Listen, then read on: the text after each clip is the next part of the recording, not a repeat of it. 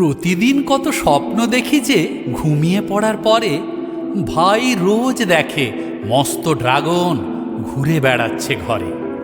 আমি নিজে দেখি হুড়মুড় করে 4-5টা ঢেউ এসেই বলছে, এই মেয়ে তুই হলদি নদীর কেউ?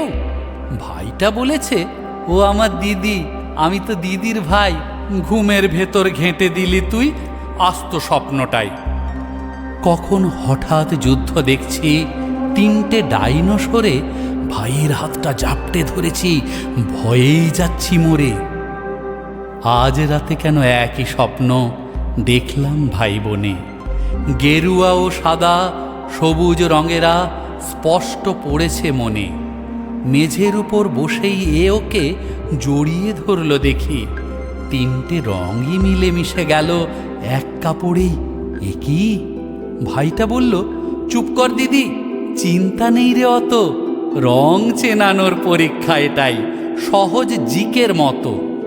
নীল রঙে মাখা চাকার মতোই দারুণ জিনিসটাকে দেখার পরেই হতবাক হয়ে ভাইটা ভাবতে থাকে।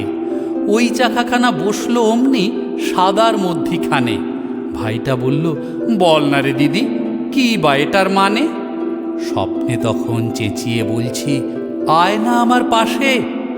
আরে এ তো সেই অশোক চক্র, পড়িসনি ইতিহাসে? ঘুম ভেঙে যেতে চেয়ে দেখলাম হাসনুহানার গাছে 3-4খানা কুঁড়ির মতোই ভোরবেলা লেগে আছে। গোটা ঘর জুড়ে অবাক কাণ্ড। ঘুম চোখে চেয়ে দেখি পতপত করে উড়ছে তখন জাতীয় পতাকা। কি? লাল পাড় সাদা শাড়ি পরে মাঝে ভারত মাতার মতো এসে ডাক দিল, ওঠ ওঠ তোরা, ঘুমোই কি কেউ অত? কাল তোর বাবা জাতীয় পতাকা কিনে এনেছেন ওরে, সেই পতাকাই তুলব আমরা আজকের এই ভোরে। 15 আগস্ট আজই, যা যা কিছু ফুল তুলে আন। তক্ষুনি গিয়ে ফুল তুলে এনে সেরেছি তো চান টান। উঠোনে আমরা দাঁড়ালাম এসে, মা ও ভাই আমি মিলে। বাবা এসে দেখি বাঁশের খুঁটিতে দড়ি টড়ি বেঁধে দিলে। তারই মাথায় আমি বাঁধলাম জাতীয় পতাকা খানি। উড়িয়ে দিতেই ফুল ঝরে পড়ে স্বর্গ সুষমা মানি।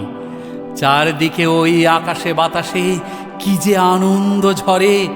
ভাই বোন মিলে স্বপ্ন পতাকা ওড়ালাম আজ ঘরে। সকলে আমরা চেঁচিয়ে বলেছি, ভারত মাতা কি জয়। প্রতিটি বছর এমন স্বপ্ন সত্যিই যেন হয়।